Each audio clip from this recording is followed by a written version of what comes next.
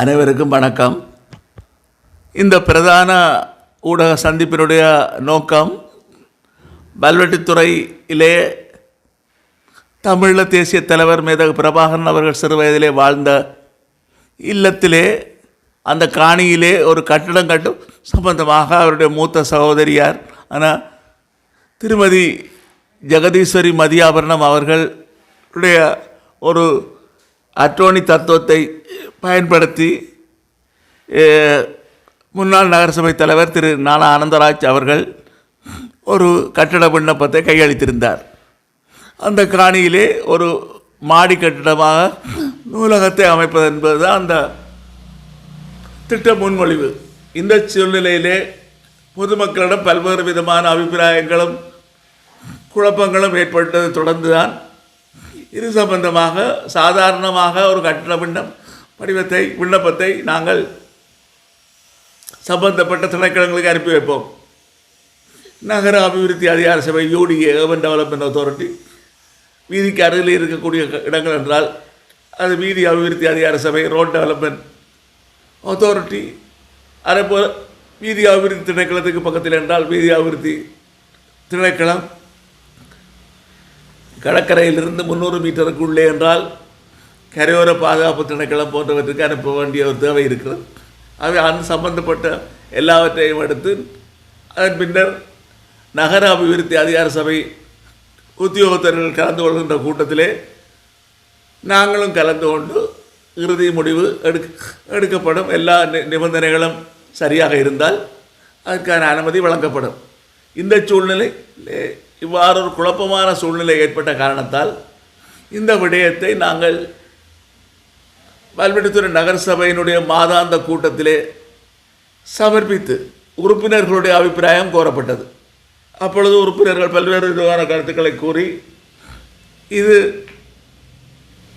தமிழீழ தேசிய தலைவர் மேதகு பிரபாகரன் அவர்கள் வாழ்ந்த இல்லத்தினுடைய அடையாளத்தை அளிக்கின்ற ஒரு முயற்சியாக இருக்கின்ற காரணத்தால் இதை நாங்கள் உடனடியாக அனுமதிக்க முடியாது, சில வேண்டுகோள்களை நிபந்தனைகளை நாங்கள் விதிக்க வேண்டும் என்று சொன்னாடி படையிலே ஏகமனதாக ஒரு தீர்மானத்தை நாங்கள் எடுத்து அவர்களுக்கு ஒரு கடிதம் மூலம் அறிவித்திருக்கிறேன். அந்த கடிதத்தை நான் இப்பொழுது வாசிக்கின்றேன். திருமதி மதியாபரணம் ஜெகதீஸ்வரி, 12வது பிரிவு, BTC கலைஞர் கருணாநிதி நகர், சென்னை 6,78,000, தமிழ்நாடு, இந்தியா. ஊடாக திரு நானா ஆனந்தராஜ், தனியம்பை வல்வெட்டித்துறை, அன்புடையீர். தங்களின் கட்டட அனுமதிக்கான விண்ணப்பம் தொடர்பானது. தங்களின் 3/12/2025 கட்டட விண்ணப்பம் சார்பாக குறித்த விண்ணப்பம் தொடர்பாக மக்கள் மத்தியில் பல்வேறு கருத்துக்கள் நிலவுவதை தொடர்ந்து நகரசபை சம்பந்தமாக 30/1/2026 மாதாந்த கூட்டத்தில் ஆராய்ந்து ஒரு தீர்மானத்தினை எடுத்துள்ளது. வேலுப்பிள்ளை பிரபாகரன் அவர்கள் சிறு வயதில் 15 ஆண்டுகள் வசித்த வீட்டில் அடையாளம் மறையக்கூடியது என்பதன் அடிப்படையிலே இந்த தீர்மானம் எடுக்கப்பட்டுள்ளது. உலகத் தலைவர்கள் பலர் வீடுகள் இன்றும் அருங்காட்சியகமாக பாதுகாப்பு பேணப்பட்டு வருகின்றது. இந்த வீடு அமரர்கள் வேலுப்பிள்ளை தம்பதிகளின் மூத்த மகளாகிய உங்களுக்கு சீதனமாக வழங்கும் ஆதரவு என்பதில் மாற்று கருத்துக்கு இடமில்லை. இருந்தாலும் அந்த வீடு இடித்து அழிக்கப்பட்டு இடிபாடுகளும் இராணுவ முகாமுக்கு கொண்டு செல்லப்பட்டு காட்டுமராண்டித்தனம் அரங்கேறியது. இவ்வாறு வேலுப்பிள்ளை பிரபாகரன் வசித்த வீட்டின் அடையாளத்தை அழிக்கும் முற்றுப்புள்ளி வைக்க வேண்டிய தேவை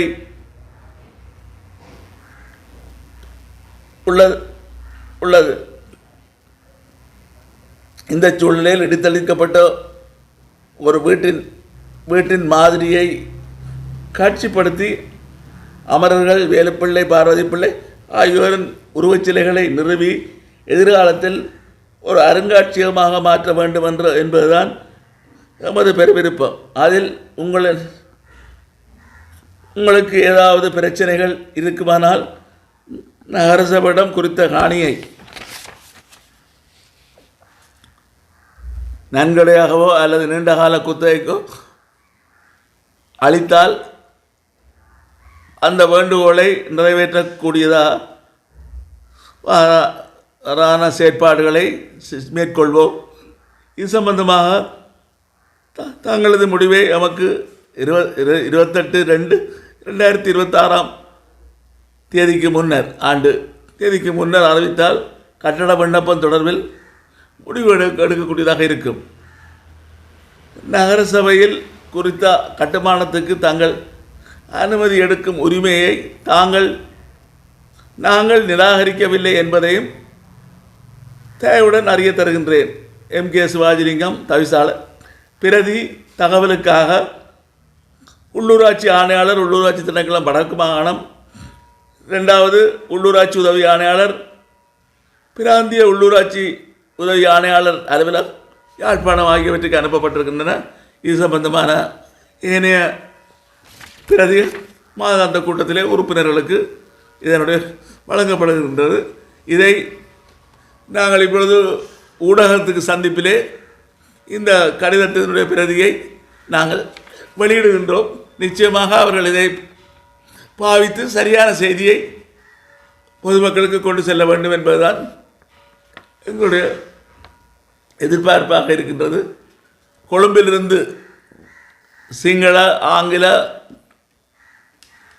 தமிழ் ஊடகங்களும் வெளிநாடுகளிலிருந்தும் நூற்றுக்கணக்கானவர்கள் தொடர்பு கொண்டிருக்கிற காரணம், ஒவ்வொருவருக்கும் நாங்கள் விளக்கம் சொல்லிக் கொண்டிருக்கிற காரணத்தை சொல்ல முடியாத காரணத்தினால்தான் இந்த ஊடக சந்திப்பை நடத்தி இந்த அவர்களுக்கு எழுதிய கடிதத்தினுடைய பிரதியை அதை நாங்கள் இப்பொழுது ஊடகத்துக்கு வெளியிட்டிருக்கோம். என்ற அவர்களும் எங்களுக்கு அளித்த வேண்டுகோள்கள் எல்லாம் ஊடகங்களில் வந்த இடத்தில் நாங்களும் ஊடகத்துக்கு அனுப்பியிருக்கின்றோம். அதை அவர்களும் புரிந்து கொள்வார்கள் என்று நான் நினைக்கின்றேன். நன்றி, வணக்கம். யுத்தம் முடிவடைந்த தொடர்ந்து 2009 மேதகு பிரபாகரன் அவர்கள் வாழ்ந்த வன்னியிலே வாழ்ந்த இல்லங்கள், நிலத்துக்கு அடியிலே இருக்கக்கூடிய வீடுகளை எல்லாம் மக்கள் பார்வையிட்டது போல சிறு வயதிலே 15 வயது வாழ்ந்து பிறந்து வளர்ந்து வாழ்ந்த வீட்டை பார்ப்பதற்கு ஆயிரக்கணக்கிலே மக்கள் படையெடுத்ததிலே பெரும்பாலானவர்கள் சிங்களவர்கள். அவர்கள் அந்த அந்த மண்ணையும் எடுத்து சென்று வணங்கி சென்றதனுடைய விளைவுதான் கோபத்திலே அந்த அறகுறையாக இடிந்த வீட்டை கூட இராணுவம் முழுமையாக இடித்து அகற்றி கற்களை கூட இராணுவ முகாமுக்கு கொண்டு சென்று வெறும் மணல் தரையாக்கினார்கள்.